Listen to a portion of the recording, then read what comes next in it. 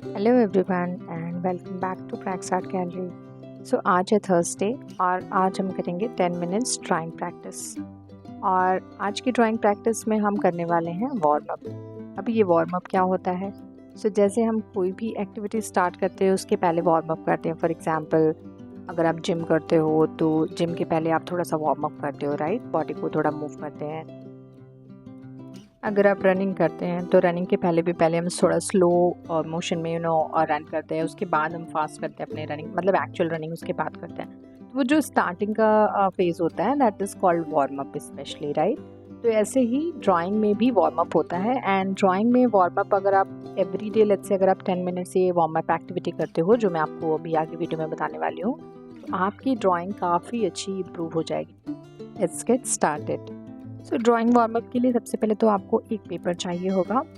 आप कोई सा भी पेपर ले सकते हो, ज़रूरी नहीं है कि ये वाइट पेपर ही होना चाहिए। अगर आपके पास वाइट प्लेन पेपर नहीं है तो आप कोई भी पेपर ले लो, न्यूज़पेपर ले लो, रफ पेपर ले लो, कोई भी पेपर एक चाहिए और एक पेंसिल चाहिए। एंड देन उसके बाद आप ये प्रैक्टिस स्टार्ट कर सकते हैं। तो आप समझते हैं हमें करना क्या है। तो सबसे पहले हमें प्रैक्टिस करनी है हॉरिजॉन्टल लाइंस की। अभी हॉरिजॉन्टल लाइंस आपको लेफ़्ट टू राइट प्रैक्टिस करनी है और राइट टू लेफ़्ट प्रैक्टिस करनी है। जैसे मैं यहाँ पे कर रही हूँ, पेंसिल को थोड़ा डिस्टेंस से पकड़ना है और बिल्कुल भी प्रेशर अप्लाई नहीं करना है।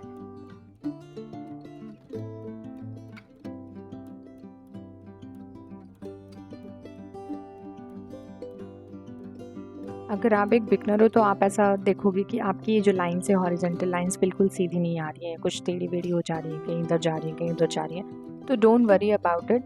आप जैसे जैसे प्रैक्टिस करते जाएंगे, with in 10 days, with in 20 days आपकी ये जो हॉरिजॉन्टल लाइन्स है बिल्कुल प्रॉपर होने लगेगी। तो अगर ये नहीं स्ट्रेट नहीं बन पा रही है that's okay, but keep practising. Practice करना बहुत ज़्यादा ज़रूरी है। ये वार्म अप एक्टिविटी जब आप करोगे तो उसको करने से ऑटोमेटिक थोड़े टाइम बाद आप ऑब्जर्व करोगे कि आप बहुत ही close lines, horizontal lines without any scale बहुत अच्छे से ड्रॉ कर पा रहे हो। नेक्स्ट हमें वर्टिकल लाइंस ड्रॉ करनी है। जैसे हमने हॉरिजॉन्टल ड्रॉ किया फ्रॉम लेफ्ट टू राइट, वैसे ही हमें वर्टिकल लाइंस ड्रॉ करनी है from top to bottom and bottom to up. ये सारी जो लाइंस जो हम ड्रॉ कर रहे हैं या जो वार्म अप एक्टिविटी हम कर रहे हैं, ये शेडिंग के टाइम पे बहुत ज़्यादा यूज़फुल होती है, क्योंकि शेडिंग में हम ऐसे ही वेरी क्लोज लाइंस ड्रॉ करते हैं जिससे कि हमारी स्किन की शेडिंग होती है, या अगर आप कोई ऑब्जेक्ट शेड कर रहे हो तो वो शेड करते हैं, राइट? तो उससे बहुत अच्छी प्रैक्टिस होती है और यहाँ वहाँ पे ही आपको हेल्पफुल होगा कि कभी भी जब आप शेड करोगे तो आपकी लाइन जैसे बीच में कहीं मोटी और पतली नहीं होगी, एक इवन शेडिंग होती है प्रॉपर। सो चलिए भी वर्टिकल लाइंस की प्रैक्टिस करते हैं।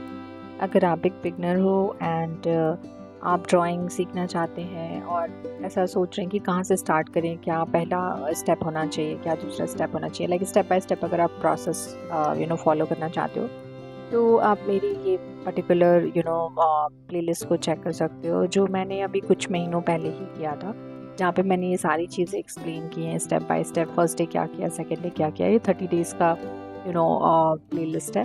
तो आप एवरी डे बेसिस पे इसको फॉलो करके आप एक्चुअली ड्राइंग अपनी स्टार्ट कर सकते हैं। सो अब हमें जो नेक्स्ट प्रैक्टिस करनी है वो है ड्राइंग सर्कल। सर्कल बनाना ड्राइंग में बहुत ज़्यादा इंपॉर्टेंट होता है, तो सर्कल की प्रैक्टिस करना बहुत ज़रूरी है। अब इसके लिए जैसे मैंने यहाँ पे दिखाया आपको कि कैसे पेंसिल को होल्ड करना है। पेंसिल को थोड़ा दूर से होल्ड करना है, बिल्कुल प्रेशर अप्लाई नहीं करना है। और एक पहले तो घोस्ट मूवमेंट होता है। घोस्ट मूवमेंट क्या होता है कि आप एक्चुअली पेंसिल को ऐसे राउंड राउंड घुमाते हैं, लेकिन आप पेपर पे उसको नहीं घुमाते, थोड़ा हवा में पेंसिल को घुमाते हैं, जिससे आपका एक रिदम बनता है, आपके हैंड में एक रिदम बनता है। फिर अगर आप पेंसिल को पेपर पे टच करते हो तो उससे अच्छा राउंड सर्कल सा बनता है। तो ऐसे आप प्रैक्टिस कर सकते हो, बहुत सारे सर्कल बनाने की, कॉन्सेंट्रिक सर्कल बनाने की प्रैक्टिस कर सकते हो।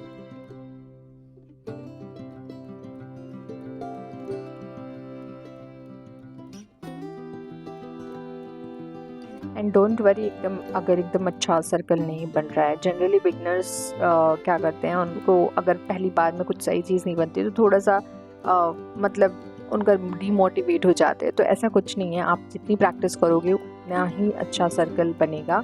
तो आप बस प्रैक्टिस करते रहिए, ऑटोमेटिकली आप एक दिन रियलाइज़ करेंगे कि आपका बहुत अच्छा circle without any compass and all you are able to draw this.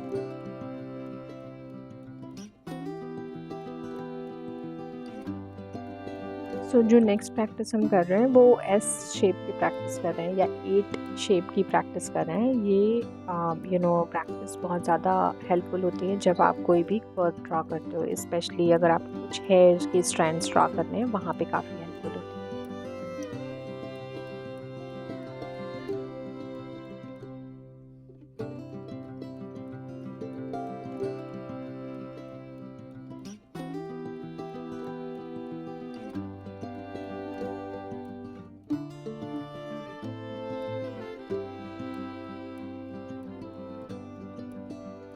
जो next important warm up activity है वो है एलिप्स ड्रा करना। अभी यहाँ पे जो एलिप्स होता है वो स्पेशली जो मैंने रियलाइज़ किया अभी तक, स्पेशली जब आप कुछ आउटलाइन ड्रा करते हो, राइट, जैसे अगर आपको बॉडी ह्यूमन एनाटॉमी ड्रा करनी है या बॉडी शेप ड्रा करना है, तो वहाँ पे एलिप्स बहुत ज़्यादा यूज़फुल होता है। यहाँ तो जिसमें हम बड़े एरिया को यूजिंग द एलिप्स ब्लॉक कर लेते हैं, एक आउटर शेप दे देते हैं, एंड देन उसके बाद जो भी कर्व लाइंस है या जहाँ पे भी कर्वेचर है बॉडी के पार्ट्स में, वो हम ऐसे इसको फिर ड्रॉ करते हैं। तो जिससे हमें एक मतलब बाउंड्री मिल जाती है एलिप्स ड्रॉ करने से कि हाँ, अभी मेरा जो पूरा ड्राइंग है वो इतनी एरिया में बनेगा, अब इसके अंदर हमें थोड़ी सी डिटेलिंग करनी है, थोड़ा मुझे इसको प्रॉपर अरेंज करना है, ये कर्व्स प्रॉपर आने चाहिए डाल, तो वहाँ पे एलिप्स बहुत ज़्यादा यूज़फुल होता है। That's what I have observe. Ellipse and even circle भी बहुत यूज़ होता है वहाँ पे।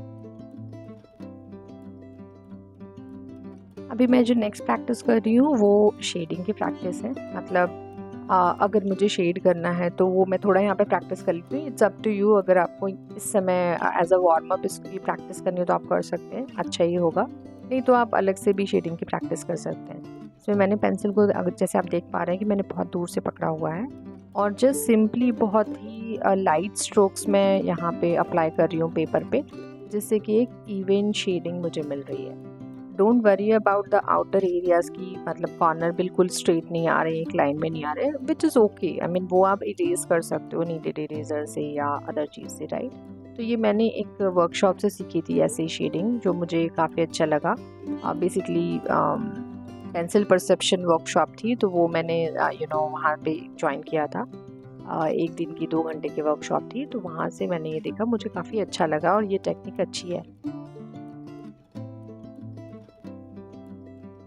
इसके अलावा आप शेप्स ड्राइंग की प्रैक्टिस कर सकते हो। जितना ज़्यादा आप शेप्स ड्रा करोगे उतना ज़्यादा अच्छा होगा आपके लिए, क्योंकि जब हम ड्रा करते हैं तो मोस्टली सारी चीज़ें शेप्स पे डिपेंड करती हैं। एंड अगर आपको एक बार ये समझ में आ गया कि किसी ड्राइंग में कौन सा शेप है, तो आउटलाइन ड्रा करना बहुत ज़्यादा ईजी हो जाता है। मैं भी इसको अभी लर्न कर रही हूँ, एटलीस्ट मतलब ये ऑब्ज़र्व करने की कोशिश करती हूँ कि अगर मेरे सामने कोई एक पोर्ट्रेट है या मेरे सामने कोई एक ऑब्जेक्ट है, तो वो किन शेप्स से मिलके बना हुआ है। अगर वो टेक्निक अगर आपको समझ आ जाती है तो आउटलाइन आपके लिए बहुत ही सिंपल हो जाएगा, बिकॉज आप फिर ब्लॉक मेथड यूज़ करके वो शेप्स बना सकते हैं। देन आप इजीली उसके अंदर छोटी curve lines here and there करके आप पूरा आउटलाइन ड्रा कर सकते हैं। तो शेप्स ड्रा करना एंड उसके लिए वार्म अप करना for shapes, keep on practising on the shapes drawing is very important.